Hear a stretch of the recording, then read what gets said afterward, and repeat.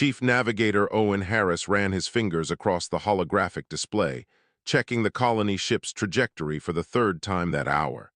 15,000 people slept in cryopods below deck, dreaming of their new home on a distant world. The Horizon's dream had been traveling for 8 months, and everything had gone smoothly until now. The sensors screamed. 3 massive shapes materialized around the vessel, each one dwarfing the colony ship by a factor of 50. Owen's hands froze over the controls as he stared at the biomechanical constructs that surrounded them. They pulsed with energy that made his instruments go haywire. Nothing in human records matched what he was seeing. "Communications, get me anyone who can explain what those are," Owen said, keeping his voice steady despite the fear crawling up his spine. Before anyone could respond, the main view screen flickered to life. A being appeared, its form shifting between states of matter as if it couldn't decide whether to be solid or energy. When it spoke, the translation came through clean and cold. "You have entered forbidden space," the being said. "I am the warden of the architects. Your species has violated laws older than your civilization. The penalty is extinction." Owen felt his stomach drop. He glanced at his crew, seeing his own terror reflected in their faces. "We didn't know," he managed to say. "Our maps show this sector as unexplored. We meant no offense." "Ignorance does not grant immunity," the warden replied. 47 species have entered our territory over 40,000 years. None survived to make the same mistake twice. You will be the 48th. The crew waited for death. Owen thought of the families sleeping below, the children who would never wake up. He thought of Earth, which would never know what happened to them. His hand moved to the emergency beacon, but what good would it do? Help was months away. "However," the warden continued, and that single word made everyone freeze. "Before we execute sentence, we will examine your species. This is protocol. We must understand what we eliminate." The next 3 days felt like 3 years. The architects accessed every database on the ship, pulling up humanity's entire history. They watched footage of wars and destruction. They saw environmental damage and species extinctions. They observed humanity's darkest moments in silent judgment. Owen couldn't sleep. He wandered the empty corridors, imagining the verdict that would come. He passed the observation deck and saw the architect vessels hovering like ancient gods, patient and unmovable. He wondered what they thought of humanity, probably nothing good. On the 4th day, the warden returned. "We have completed our examination," it said. "Your species is deeply flawed. You wage war against yourselves. You damage your own world. You have driven countless species to extinction through negligence and greed." Owen nodded. There was no point in arguing with facts. "Yet we have also observed something else," the warden continued, and its shifting form seemed to slow, as if considering its words carefully. "We have seen your artists create beauty from pain. We have seen your scientists work to heal the damage you have caused. We have seen individual humans sacrifice themselves to save animals that provide no benefit to your survival." The warden paused, and when it spoke again, something had changed in its voice. "We have records of a human who died saving a beached whale, another who ran into fire to rescue a trapped dog, thousands of humans who feed stray animals despite having little food themselves, parents who adopt orphan wildlife and raise them with the same care as their own children. We have seen humans weep for trees, for birds, for creatures that most species would consider insignificant." Owen didn't know what to say. He had never thought those things mattered in the grand scheme of survival. "In 40,000 years, we have never encountered a species that protects other life forms against its own self-interest," the warden said.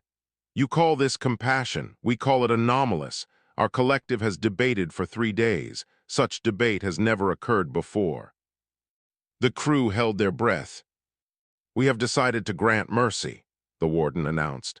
"This decision is unprecedented in our history. We do this because your species demonstrates a quality we find valuable. You nurture life even when it costs you. You protect the weak even when they cannot repay you. You choose compassion when logic would choose otherwise." Owen felt tears on his face. and didn't bother wiping them away. "We will escort you beyond our territory," the warden continued. "We will provide coordinates to a suitable world for your colony, but understand this.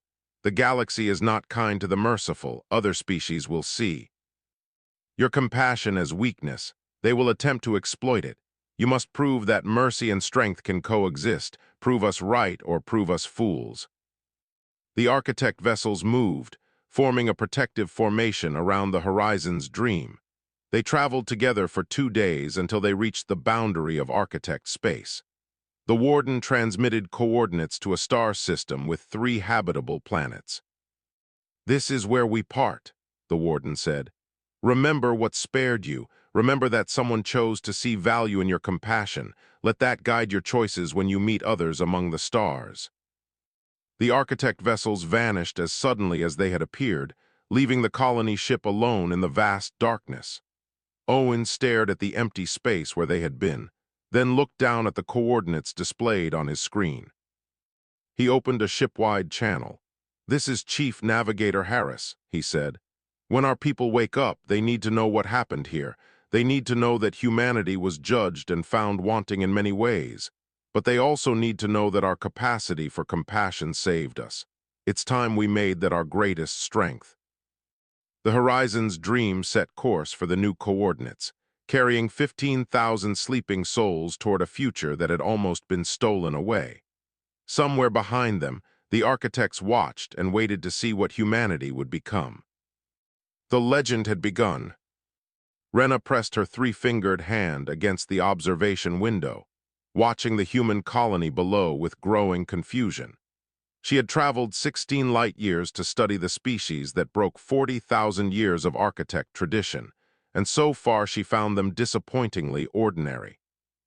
As a Taloran scientist, Rena carried the weight of her people's near extinction. 6,000 years ago, the architects had surrounded their homeworld, prepared to eliminate them for territorial violations. Only a desperate plea and complete surrender had saved the Taloran species. They had received no mercy, only conditional survival. Yet somehow, these humans had earned what her people could not. "Dr. Rena," her assistant Paul said, interrupting her thoughts, "the human administrator has approved your request. You may observe their daily activities without restriction." Rena nodded, gathering her recording equipment. She would document everything, find the trick, expose whatever manipulation the humans had used. The truth would prove that compassion was just another word for weakness. The first observation happened during breakfast at the colony's central hub. A small human child named Bates sat with her parents, eating synthesized protein paste. Through the window, movement caught the child's eye. A local creature, something like a 6-legged lizard with venomous spines, had become tangled in the fence surrounding the agricultural fields. Bates stood up immediately. "Dad, something's stuck." Her father followed her gaze and tensed. "Bates, stay here, that's a spine tail. One sting could kill you." But Bate was already moving toward the fence. Rena followed, her recording device active. This would be interesting. Watching a child learn about dangerous wildlife through parental intervention was common across species. What happened next made no sense. Bate approached the struggling creature slowly, speaking in soft tones. "It's okay. I'm going to help you." She pulled a tool from her pocket, some kind of cutting implement, and began carefully slicing through the fence material that trapped the creature. "Bate, get back here now," her father called, but he was running toward her, not away. The spinetail thrashed, its venomous spines missing Bate's hand by centimeters. Rena calculated the danger and found it astronomical.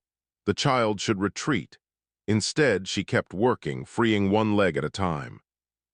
When the last leg came free, the spinetail scurried away. Bate watched it go with a smile. Her father reached her, checking for injuries.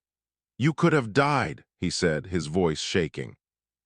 "But it was scared, Dad," Bate replied, as if this explained everything. "I couldn't just leave it." Rena reviewed the footage 3 times that night. The child had risked death for a creature that provided no benefit. The father had been angry but also proud. This made no logical sense. She needed more data. Over the next 6 months, Rena documented 10,000 human-animal interactions. The pattern repeated endlessly. Construction crews halted a major building project for 3 weeks because they found a nest of local bird creatures in the foundation area. They redesigned the entire structure rather than disturb the nest. The economic loss was substantial. When Rena asked the project manager why, he simply said, "We couldn't destroy their home to build ours." A medical team spent 4 days treating a wounded predator that had attacked one of their farmers. They could have killed it safely. Instead, they sedated it, healed its infected leg, and released it back into the wild. When Rena asked the doctor why risk treating something dangerous, she replied, "It was suffering, that's enough." A transport pilot diverted her route, burning extra fuel and delaying critical supplies, because her sensors detected a distress call from a crashed alien probe. The probe belonged to a species that had no contact with humanity. The pilot spent 8 hours in dangerous terrain recovering the probe's data core, saving research that meant nothing to humans but everything to the species that created it. Rena compiled her findings and presented them to the Galactic Council on Meridian Point. Representatives from 40 species attended, all wanting to understand the architect's unprecedented decision. "My conclusions are as follows," Rena began, her voice steady despite her internal turmoil. "Humans possess an instinctive drive to protect and nurture that extends far beyond their own species. This drive operates against rational self-interest. It appears hardwired into their psychology. In 94% of observed interactions, humans prioritized creature welfare over personal convenience, safety, or economic benefit." Ambassador Torin of the Krell Empire stood, his armored form radiating contempt. "This proves nothing except that humans are fools. Compassion is weakness. The galaxy will devour them within a generation. Their colonies will fall to the first predator species that realizes they will sacrifice themselves for vermin." "Perhaps," Rena said quietly, "or perhaps we are the fools." She displayed footage of bait freeing the spinetail. "When did we forget that mercy was an option? When did we decide that survival required cruelty? This child risked death for a creature that meant nothing to her survival. She did it because watching something suffer was unacceptable to her nature." "Precisely my point," Torin replied. "Such weakness will be exploited." "Or," Rena continued, surprising herself with her own words, "such strength will inspire. I came here expecting to find manipulation or deception. Instead, I found a species that chooses compassion even when it costs them. My people begged the architects for mercy and received only conditional survival. Humans never begged. They simply lived according to their nature, and that nature saved them." The council chamber erupted in debate. Species divided along philosophical lines. Some saw humanity as valuable potential allies. Others saw them as naive weaklings. The argument continued for hours. Finally, the council voted. Humanity would receive provisional membership. They would be watched closely. Their experiment with compassion would be allowed to continue. As Rena left the chamber, she looked at her recording of bait one more time. The child's words echoed in her mind. "I couldn't just leave it." Maybe that was the difference. Maybe that simple inability to abandon the suffering was what made humans special. Rena had spent 6,000 years believing her people's survival required hardness. Watching humans made her wonder if they had simply forgotten how to be soft. She filed her report and returned to the observation station above Haven. She had more to learn from these strange, compassionate beings. And perhaps, in learning about them, she might remember what her own people had lost.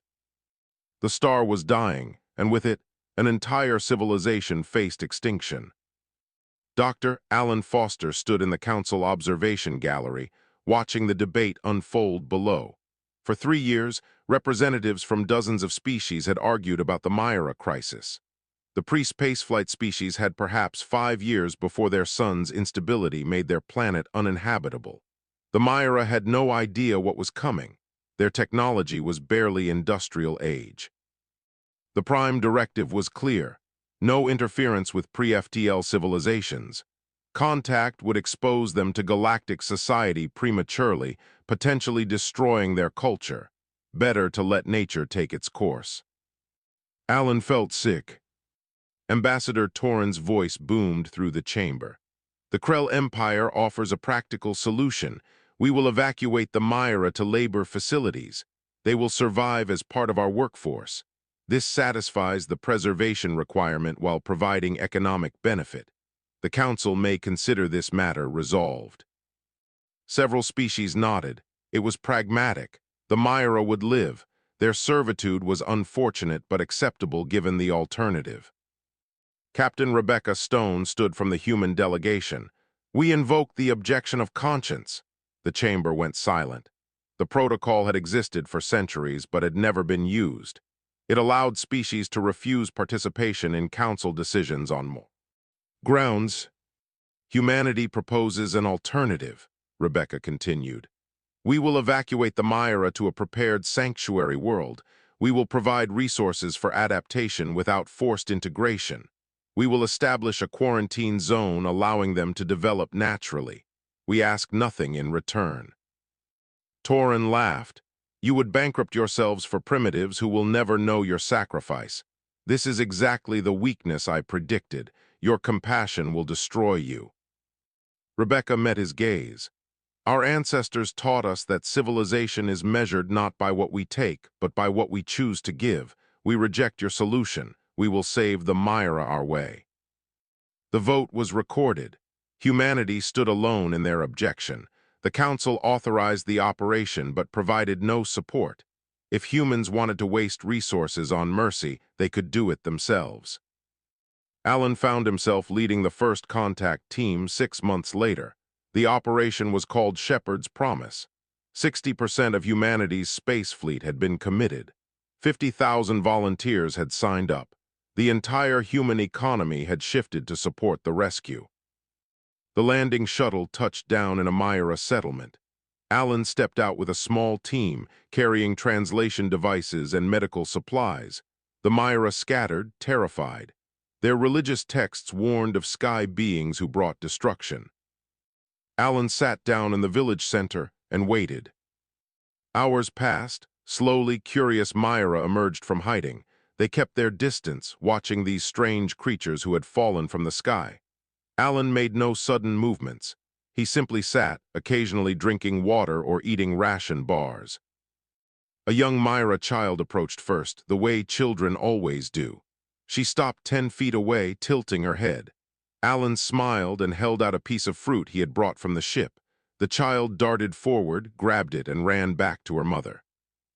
Trust built slowly. Over days, then weeks, the Myra watched as humans treated their injured, offering medicine that healed infections their healers could not touch. They saw humans help rebuild structures damaged by storms, asking nothing in exchange. They noticed that these sky beings seemed genuinely happy to help. The evacuation began in the 3rd month. Alan explained through translators that their world was dying, that the sun itself was becoming unstable. The Myra had no context for this. They understood fire and heat, but stellar dynamics were beyond their knowledge. We can take you to a new home, Alan said to the village elder, a Myra named Krell.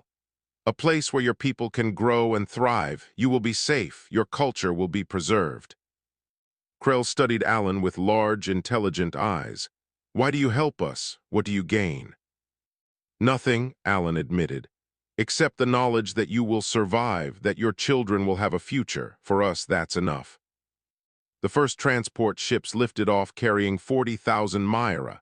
Alan watched from the surface as families boarded, carrying whatever possessions they could manage. Many wept, leaving the only world they had ever known. Some sang traditional songs, others prayed to their gods for protection. A Myra child approached Alan, the same one who had taken the fruit months earlier. She held out a woven bracelet, placing it in his hand. "Thank you, Sky Friend," she said in halting human speech. Alan felt tears on his face. "You're welcome, little one." Aboard the Steadfast Heart, Captain Rebecca monitored the operation. 300 vessels worked in coordination, evacuating millions of Myra. The logistics were nightmarish. Feeding them, housing them, keeping their culture intact while transporting them across light years. A communications officer interrupted her thoughts. "Captain, we're receiving messages from 14 other species. They're offering assistance, ships, supplies, personnel." Rebecca stared at the list. Taloran vessels were en route. The Venari were sending medical teams. Even some species that had voted against them were now volunteering resources. "What changed their minds?" Rebecca asked. The officer smiled. "Apparently our operation is being broadcast across the entire council network.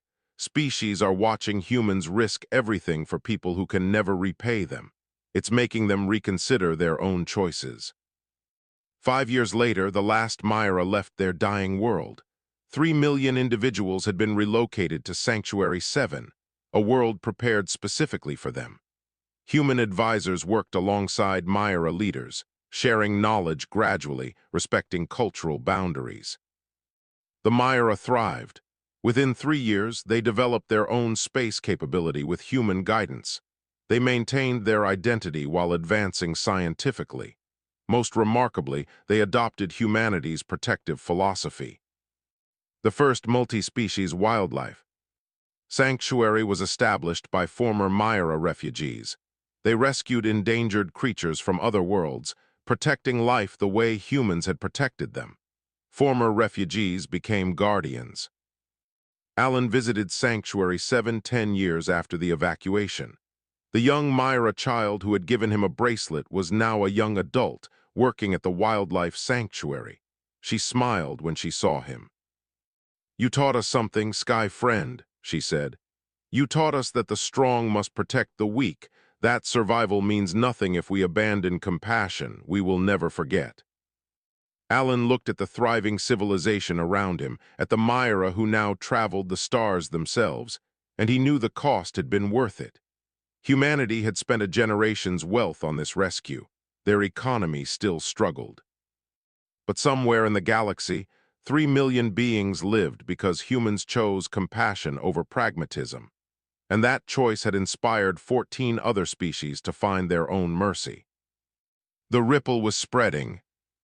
The Krell destroyer bore down on Tyros 3 with overwhelming force, expecting quick submission.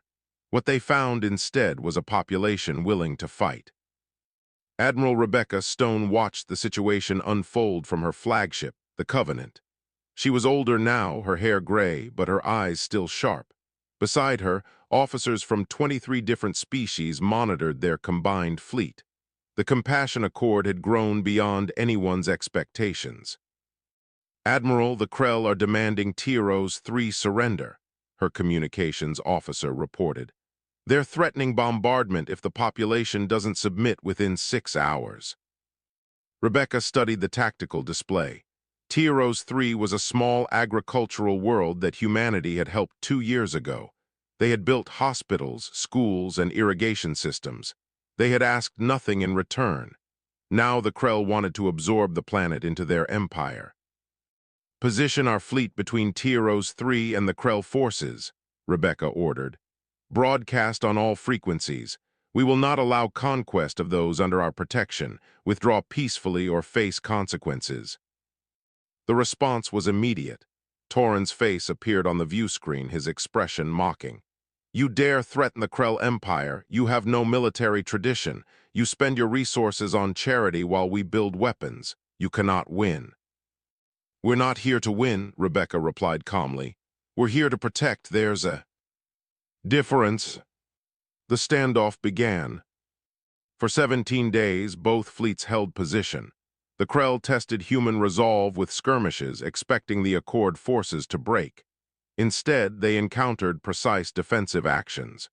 Human ships disabled Krell vessels without destroying them.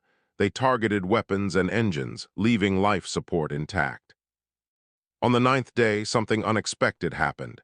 A disabled Krell fighter drifted toward the human line. Instead of destroying it, a human rescue team retrieved the pilot. They treated his injuries and returned him to Krell forces. This pattern repeated. Every Krell survivor was rescued, treated, and returned. Torin broadcast his disgust. "You fight like children. Finish what you start or admit weakness." Rebecca didn't respond. She simply continued the mission. Protect Tyros 3, minimize casualties on both sides, wait for the Krell to recognize that conquest wouldn't be easy. The crisis came on day 14. A Krell destroyer suffered a catastrophic reactor breach. 4,000 personnel faced certain death. The ship was too damaged for their own forces to reach in time. Rebecca made her decision in seconds. Covenant, break formation, execute emergency rescue protocol. Her officers stared. Admiral, that's a Krell warship. They've been trying to kill us for 2 weeks. And they're about to die in the next 20 minutes, Rebecca replied. Move. The Covenant accelerated toward the dying destroyer. Krell ships held fire, confused by the maneuver. Rebecca's crew worked with desperate speed. Boarding teams cut through twisted metal. Medical staff set up triage stations. Engineers stabilized failing systems long enough to evacuate personnel. 19 minutes later, the destroyer exploded. 3,847 Krell personnel were aboard the Covenant. Another 200 had been lost before rescue teams could reach them. The survivors sat in the human vessel's cargo bays, shocked and silent. A Krell officer approached Rebecca. His name was Grevik, a commander who had been firing on human ships just hours before. "Why did you save us?" he asked, his voice rough with confusion. "Because you're alive," Rebecca said simply. "Because letting you die when we could prevent it would make us something we don't want to be. We are your enemies." "You were trying to conquer an innocent world," Rebecca corrected.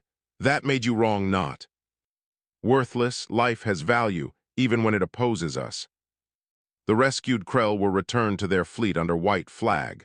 Torin contacted Rebecca immediately. His face showed something she had never seen before: uncertainty. "You saved 4,000 of my people," he said. "Explain this decision." "I don't need to explain compassion to you," Rebecca replied. "I just need you to witness it. Your people are alive because we chose mercy. We could have let them die. That would have been tactically advantageous. We saved them because that's who we are. That's what the architects saw in us. That's what we hope you might someday understand." The standoff ended on day 17. Krell forces withdrew from Tyros 3.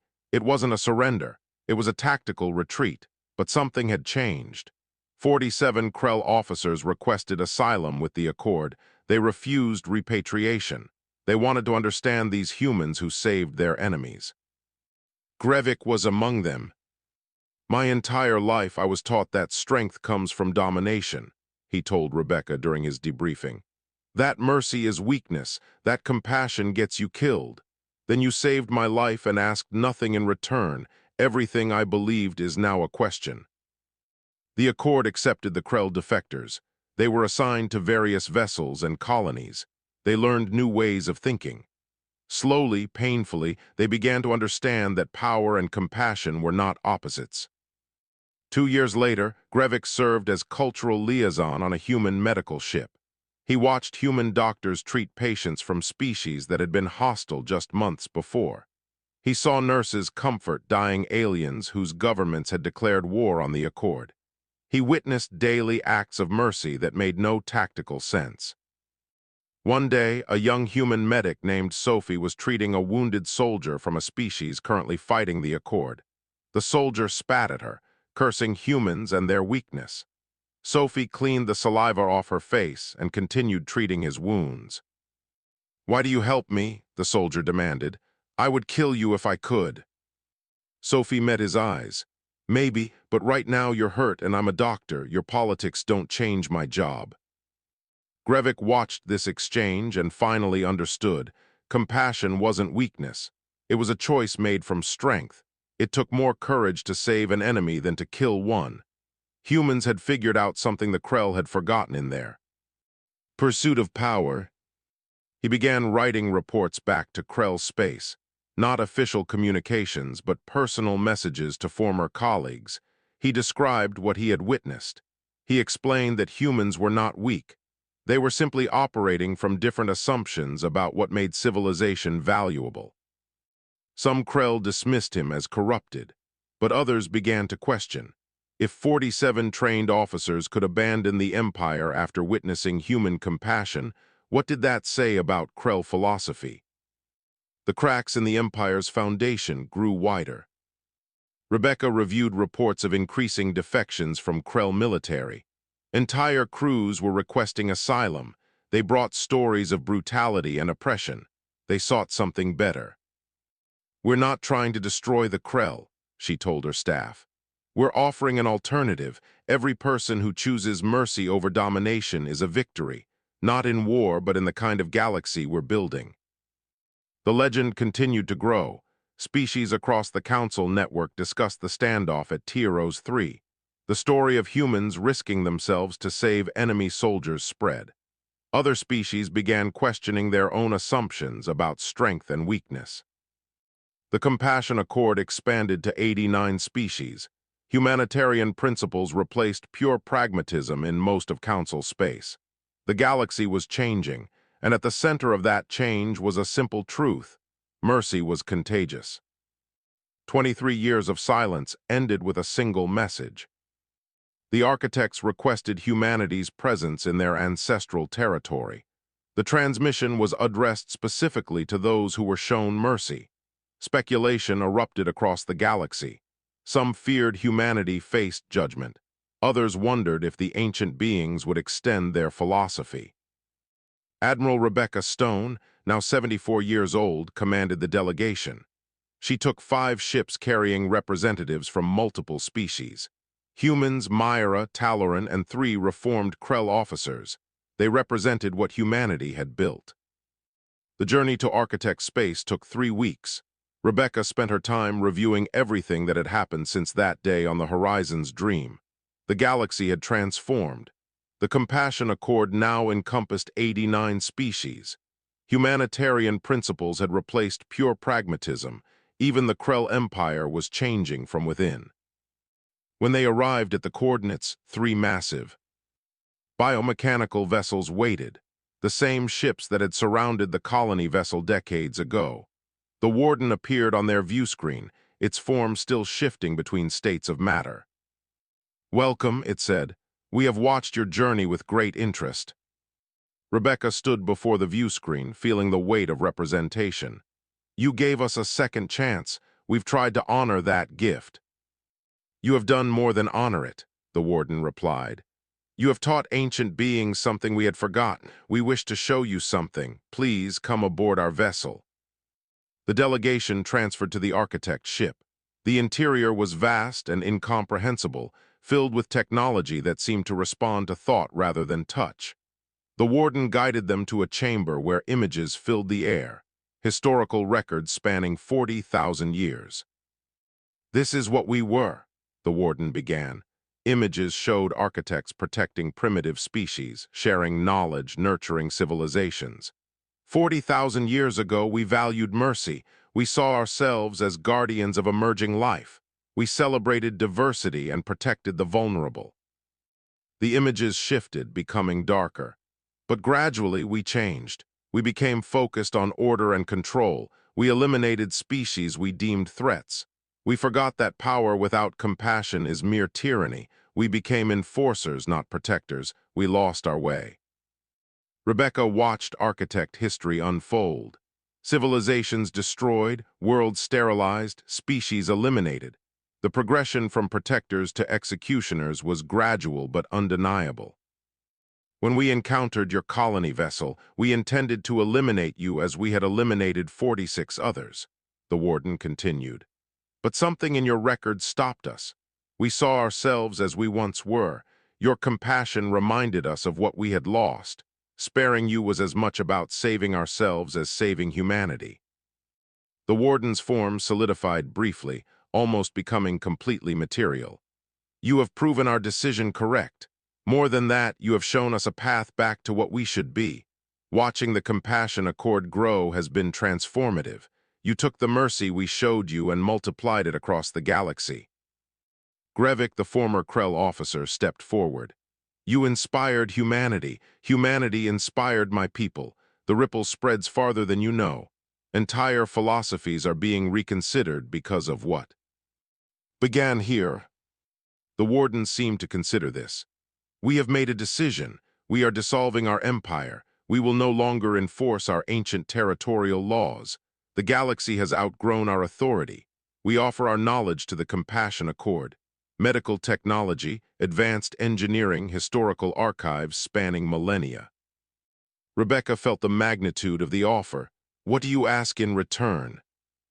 "Remember us," the warden said simply. "Not as the empire we became, but as the protectors we once were. Help other species find their way back to compassion before they make our mistakes. Be the guardians we failed to remain." The warden shared one final revelation. The galaxy is far larger than the Accord knows. There are other ancient species in distant regions. Some are benevolent, others are dangerous.